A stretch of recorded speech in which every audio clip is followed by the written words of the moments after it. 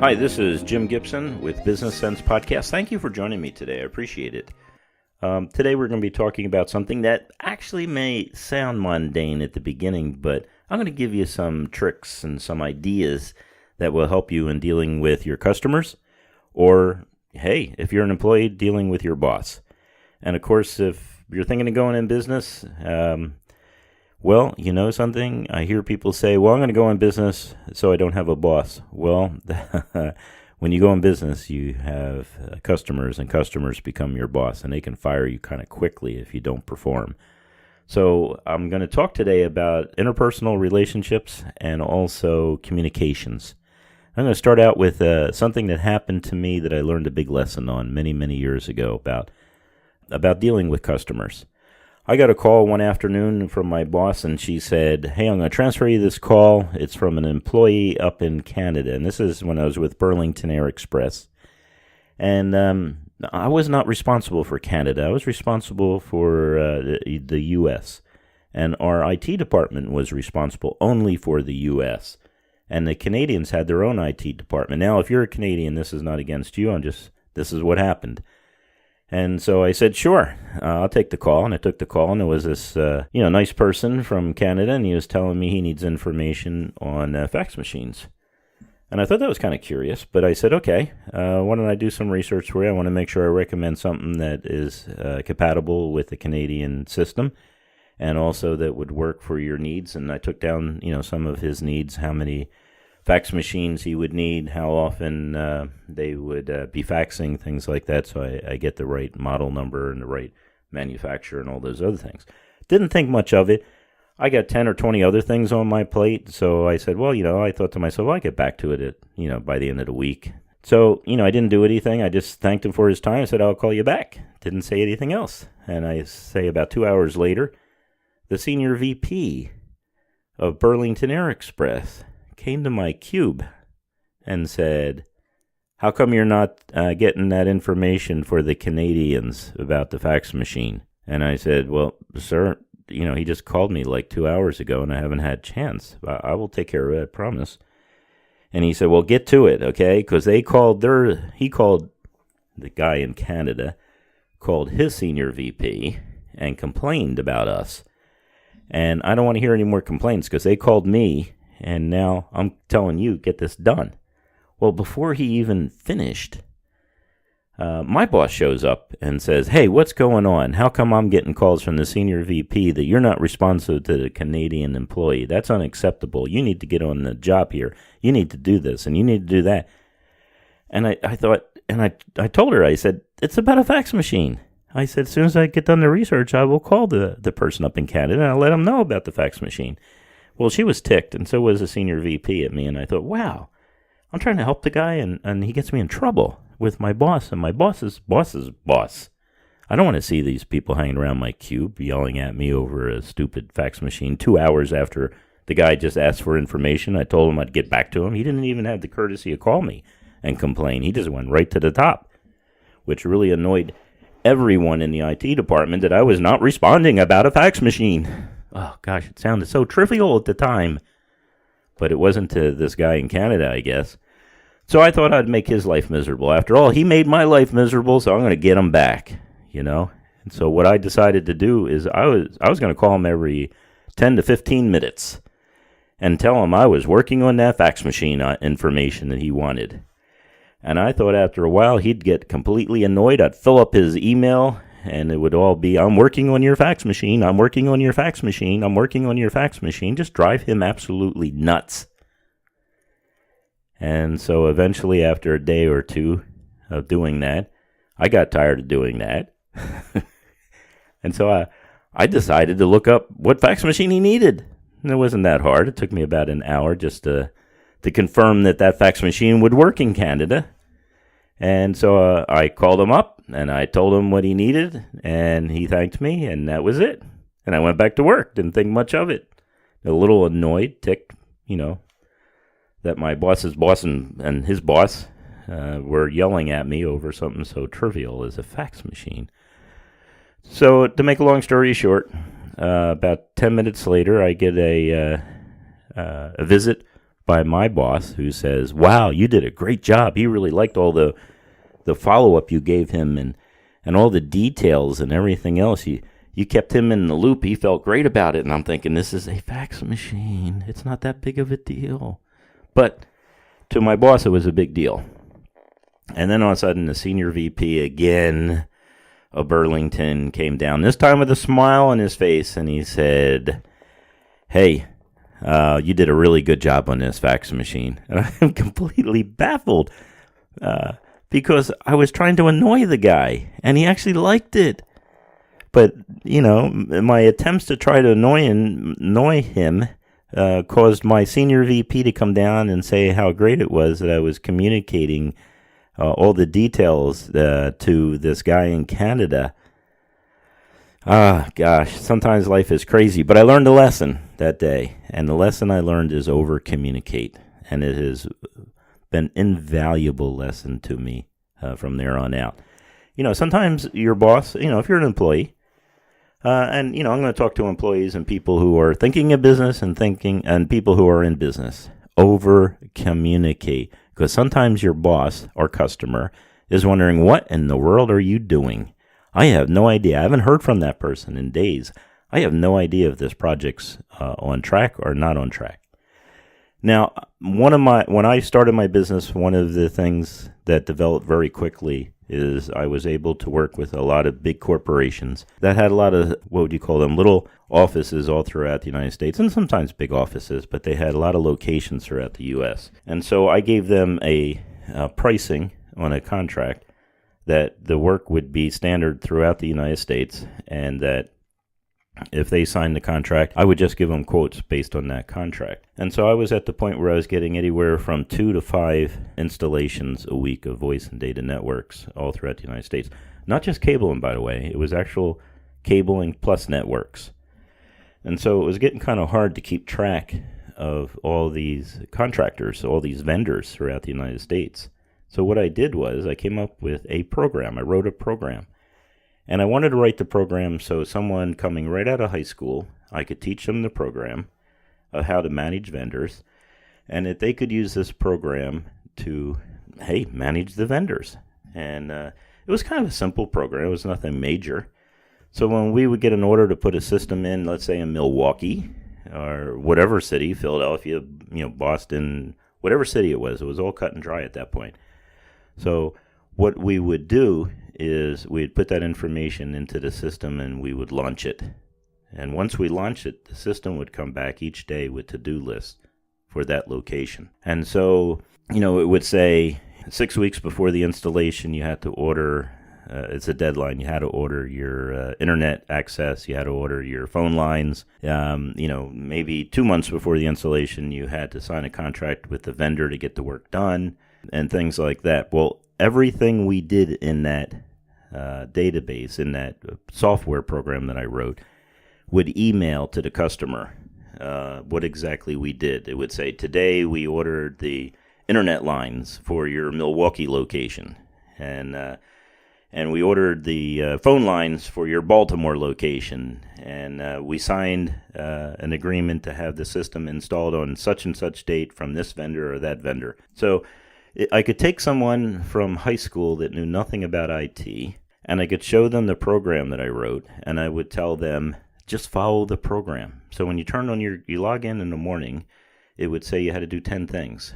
You had to call this vendor, and you had to call that vendor, and you had to order this, and you had to order that. You had to make sure the parts were being shipped on a certain date, maybe 3 weeks before the installation. You never send things ahead of time, too far ahead of time.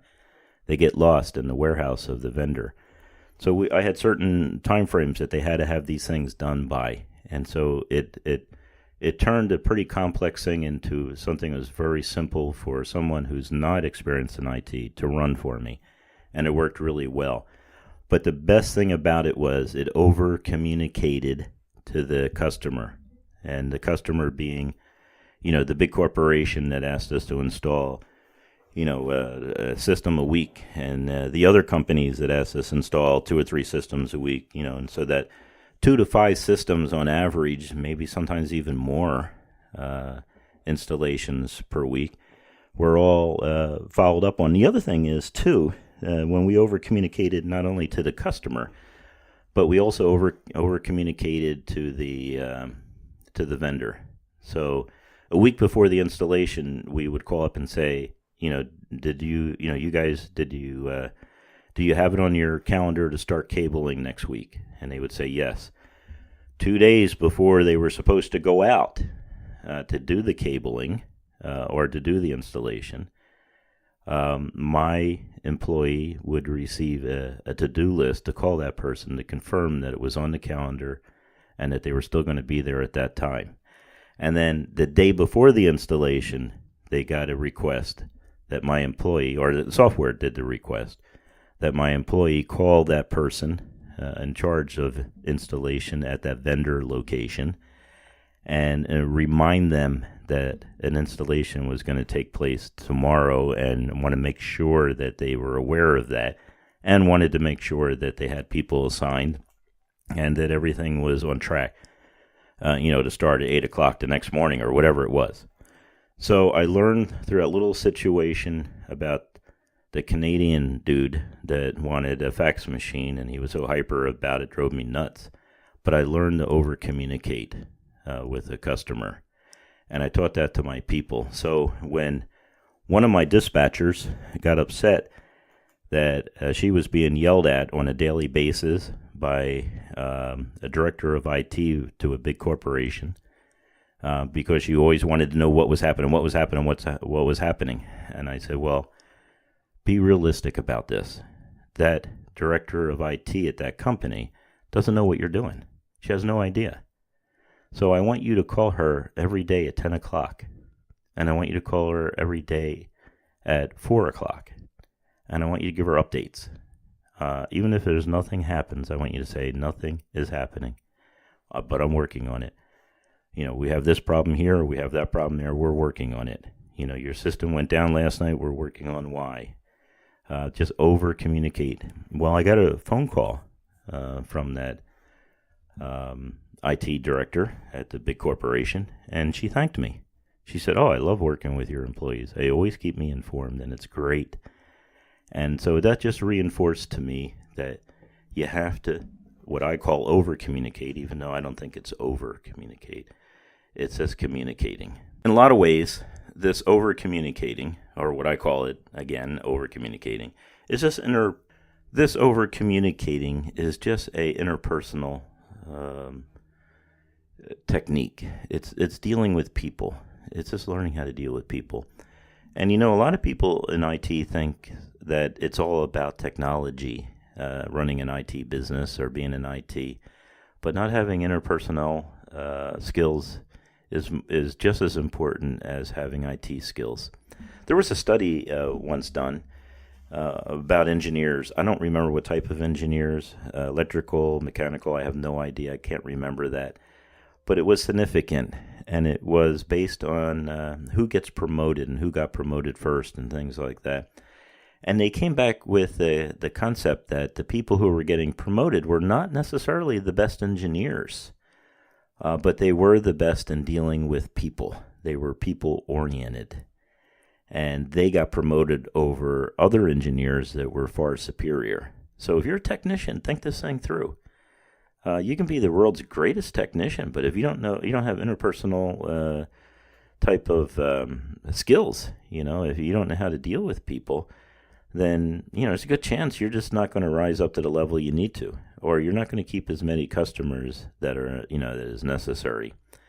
So think it through, come up with plans to over-communicate and document what you've done. And one last thing you need to think about on all this in this area, and I used to tell people when a job is done or you did something beyond the ordinary, well, I guess it's even ordinary, in your over-communication, make sure that you close the loop. If someone has given you a responsibility to do something, then it's your responsibility to get back to them. So if they call you up and you answer the phone and they say, hey, Tom, I need, reprogramming of a certain system in Cincinnati, and you're writing up the work order. and let's say you assign it, Tom, to someone else, you assign it to Betty to do the work, you don't have a right to walk away from it. You have to close the loop. So you have to go back to the customer and say, hey, that work order you asked me to open up yesterday, I signed it to Betty, and we're working on it. Now, Betty has to report back to you and the customer. So if she's, assigning a vendor to it, she has to report back to you the vendor has been assigned. And I consider that what's called closing the loop. And then when she's done, she needs to call you as, you, Tom, as the person is given the responsibility to Betty. And then Betty at the same time and you at the same time need to call the customer to make sure that the customer has gotten that information. The bottom line is you got to close the loop. Whoever's given you assignment to do, you have to take it from there. You cannot just assign it to someone else and walk away from it. That's unacceptable. You own that problem now. So if you delegate it to someone else to fix that problem, that's fine. You're still responsible, though, to close the loop and inform the customer what's going on. And also the person you assign it to is responsible to you to close the loop to you. So you always have to think about over-communicating. Interpersonal relationships is very necessary. Closing the loop. And the last thing that I want to talk about is, does a tree make noise when it falls in the forest? I know that sounds out of place, but I'm going to attach it here. Do you know if a tree makes noise if it falls in the wilderness? Can you prove it? You can't. You can't prove that a tree makes noise when it falls in the wilderness. So what I would say to my people was, when you've accomplished something of significance, make sure you take credit for it. Make sure you go to your boss and say, or to the customer and say, we had this problem, I solved the problem, and this is how I solved it. Because if you don't speak up, no one knows you did the job. No one knows there was a problem that was solved. So maybe in your daily communications with your customer, if you have that type of customer that gives you work on a regular basis, that you say, hey, we had a problem here, but I solved the problem. And that's sort of like a tree falling in the wilderness. You don't know, if you can't hear it, that the tree actually fell. So some ideas today that I think will help you in dealing with your boss if you're an employee, your customer if you own a business. And these are things that you should be just doing in life. Keeping people informed, closing the loop, and recognizing that no one knows a tree fell in the wilderness unless you tell them. So I hope this has been helpful to you, and thank you again for listening to my podcast. This is Jim Gibson with Business Sense.